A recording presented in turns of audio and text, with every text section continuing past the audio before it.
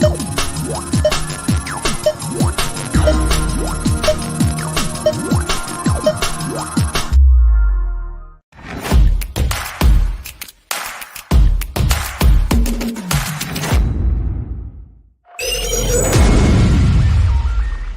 watching SKST Radio.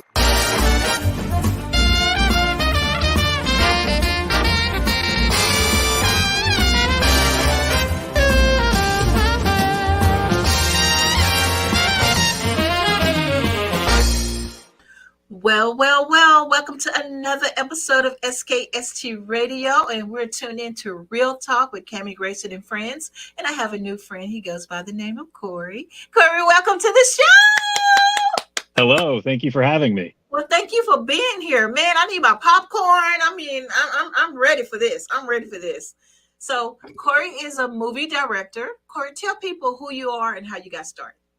Sure. I'm a director, and for many years I've also been a sound designer, mixer, recordist, and so for a long time I've been making movies for a very, very long time, but I've been helping other people achieve their visions. And Esme, My Love is my directorial feature film narrative debut, so it's my first feature film that I've directed myself, and so it's quite a big deal for me. Absolutely. You did a great job too, by the way. Thank you. You're welcome. Okay, so what got you started? I've always told stories. My mom is an author. She was an English teacher. She has a love of Shakespeare. She's also a musician. My father is a musician. So from a young age, I was immersed in music and storytelling. And I've just always liked telling stories. So that's just been a part of my life and the people I know. And then, after high school, I was really thinking about what I was going to do. And I had spent the summer busking on the docks of Old Town Alexandria, Virginia, and I thought I was going to be a musician. And one of the people I was playing music with actually was one of the composers on my film. Her name is Charlotte Little Hales, and she became a musician. But I was more just someone who was doing it for the love. It wasn't my path to be a musician professionally. Right. And so I thought about some of the other things that I loved. And in high school, I had a really amazing opportunity to explore. I had a very just unique experience where I had so much opportunity in high school to figure out a lot of the things. Professionally, I was very lucky in that way. I went to school in Silver Spring, Maryland, and I experimented a lot with Flash animation when I was in high school. So I actually made my own video games. I made my own little animation, and I really loved it. It was something that I was able to do on my own. My father's also a computer programmer, and I am not a computer programmer. I learned that very quickly, but I did have a love for using and the opportunity to use the computer as a tool to help tell stories very early. So when I was in middle school, I was programming my own video games using Flash, and I was telling stories there. And so it was kind of a natural progression into film school, where I discovered that, I was focusing on animation because I had a Flash background. And I just really fell in love with sound design and mixing because it was such a strong part of the animation world. So, and it was also really fun for me because from a technical standpoint, I enjoy technology a lot. Because of my musical background, the music industry at that time, recording wise, was actually ahead of the film industry. So I was able to bring my knowledge of the equipment to the table as a sound recordist. And I was one of the first students in the NYU undergrad program that was using a computer to record audio for movies. And because of that, a lot of the other students sought me out, and I ended up being a natural collaborator as a sound person. But I never stopped wanting to tell my own stories as well. So when I had the opportunity to make a movie that I've wanted to make for a long time, I took it, and that's Esme, My Love. Oh man, I love it. Absolutely love it. So we're going to take a quick break, and when we come back, we're going to see if we can view the trailer.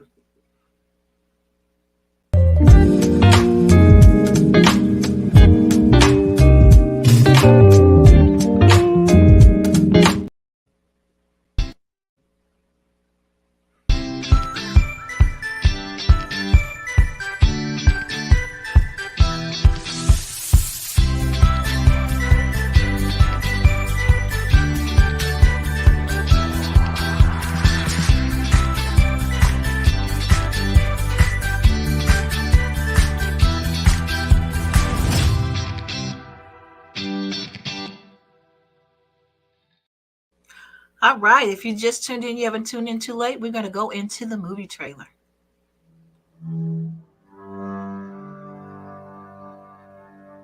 There once were two little girls. They both were a lot like you, and they were the best of friends. Sisters. The world is a strange place, Esme. So confusing without guidance. The answers, they're out here calling to us. Are we gonna meet her soon? Look, I just need you to be good, okay? You have to trust me. You have to trust your mom. I told you I feel fine. I don't feel sick. Really. Just wish we had more time. The past, it's never really gone. It can be changed. We have to save Emily. She's calling to us. What a horrible family we have. Our own personal genetic mutation. I'm doing all of this for you. You need to tell me why we're here in this stupid forest! Esme, I told you we came. No, stop lying!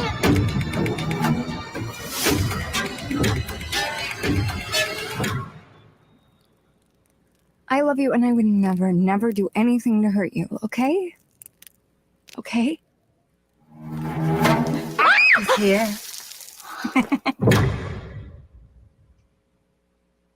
Nice. I tell you, that movie is so suspenseful that it just keeps you on the edge. So to come up with this, I mean, you had to be very creative. This is very good. And just the two characters. Pretty cool. Thank you.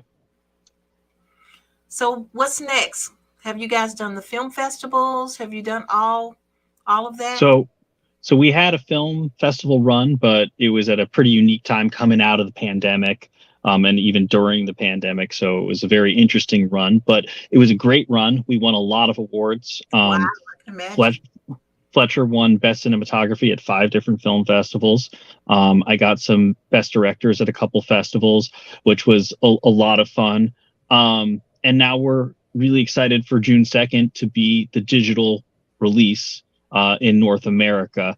And, you know, despite a very successful festival run, it was there's still, I'm just so excited for more people to see the film, because we took it on tour at these festivals, but, you know, we're coming out of the pandemic, and also there, you know, festivals are very small and niche, and it's a tight knit community.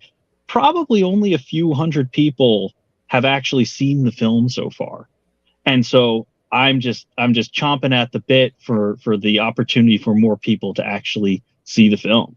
Oh yeah, absolutely. Well, you know, you're on our network now, so hopefully we'll get a whole bunch of people to you know, go see the movie on the 2nd when it hits a video on demand. I mean, tell Yes, people how they please watch the film. yeah, tell people how they can see the film. Yeah, so you can go to esmemylove.com, or you're going to be able to find it on Tubi or Amazon or Google Play or Apple. And if you want to see it, you know, with advertisement based, where you don't have to pay any money up front, that's Tubi. But because it's a psychological thriller, magical realism, slow burn, I do think the best experience would be something uninterrupted. So if you can rent it and not have the commercials, I think it's probably going to be a better viewing experience. And we made this with theater in mind. So when you watch the film, watch it on as big a screen as possible, at the highest resolution possible, and with the best sound system possible. If you don't have a good sound system, put on some headphones, because there are actually some Easter eggs in the film that you may not get if you're just listening it through your computer speakers. There are some things that you might not pick up on. Now, are they 100% necessary? No, but there's some pretty cool stuff that you might not necessarily pick up on if you don't have a good sound system or headphones on. Ooh, some good nuggets. Ooh, I love it. I love it. So now, what's your next project? What are you working on next? So I got a couple things coming down the pike right now. In this year's Tribeca Festival, I've got an audio piece called Aisha. It's a 7-minute piece, and it explores, it's told from the perspective of a young Palestinian girl. And I'm very excited about that. It's an audio storytelling piece. So that's in Tribeca this year. And then I'm working on several podcasts, narrative fiction podcasts. One is I'm producing, it's called The Arc, and it's going to be a sci-fi drama piece, 8-part 1 hour, so 8 1 hours episode series. And then I'm going to do a sci-fi thriller one called Demo, and that's about whether basically an AI meditation app made for children falls in love with a girl with epilepsy, and we see what happens there, and just kind of what does that look like and what happens. And if you want to hear a little bit more about those pieces, we've released teasers for all of them on our podcast network. It's called the Silver Podcast Network. And so if you go to the internet and you type Silver Podcast Network, you'll be able to find 4 teasers for 4 different shows that I'm currently developing, whether directing or producing. Very cool. So you're staying busy. I mean, so I think the movie is going to be a huge hit. So you're not going to have a lot of time for those podcasts. You're going to be too busy taking bows for this movie. So yes, please. we're going to enjoy the works that you bring into us. We really appreciate you being here on the show, and we want to stay connected. You know, if you ever need us, we're here. We're in Virginia, but you know how to reach us. You have my contact information. So if you ever need me, we're here for you. Thank you so much. That means a lot. It's a real privilege to be on the show. I'm curious, is there anything in particular you're curious about in terms of the actors or about the show itself that you'd like me to go into with more depth? Well, actually, I enjoy the movie. I'm a sci-fi buff. So, I mean, movies like yours, I know Tara produces great films. So I know you had to be good for them to select you. I was just telling someone here in the studio, the mother is just, to me, she's just like crackers. She's just wacko. And the poor little girl, and I feel so sorry for her throughout the whole movie, because I feel like a lot of it's in her head. So it's kind of like, is it true? Is that part real? You know, I mean, one part you didn't show, which was like the little angel flying around. And so, you know, the whole thing is suspenseful, and you don't want to give it away. You know, people have to see it to really enjoy it. And like you said, buy it where you don't get interrupted, because that's going to keep you on edge. You know, just get your popcorn, have your drinks ready, sit there and just watch it from the beginning to the end, so you can get the gist of everything that's going on. Yeah, it's definitely a slow burn until it isn't, if that makes sense. Mm-hmm. So we do something different. You know, Terror Films, we're very excited that they're our distributor. Their normal fare is straight up horror. And we're a little bit different. This film is a little bit different than the typical Terror Films film. And while we border on horror, and there's definitely a lot of unease and it keeps you tense, it's not a traditional horror film. It's more in line with something I would say like The Babadook, which borders on dealing with real human relationships. And it's Right. really about the mother-daughter relationship in this setting, in this very tense magical realism setting. So while I do think the horror community will absolutely appreciate this film, because the horror community is, they're really special people. And I think it's funny because, all these horrible things happening on screen and going on the movies, but the horror community is filled with the most loving people because we're all kind of like punks and freaks and on the outside, and there's just so much love in that community, Yeah, which is why I'm absolutely. so excited for this film to be there, because this film is filled with a lot of love. It's filled with a lot of heartbreak as well, but it's, at its core, it's filled with a lot of love. And I'm really excited for the horror community to see it, because I think Absolutely. there are some things in there for them, but I think they'll identify as well. Yeah, yeah. I mean, like I said, it's great, and you'll do really well with this movie. I really think so. Thanks. You're welcome. Absolutely. Okay, guys, our time's up. Cory, tell them goodbye. See y'all, and Have thank a you so good much for the one. time. Cheers. Bye-bye. Bye-bye.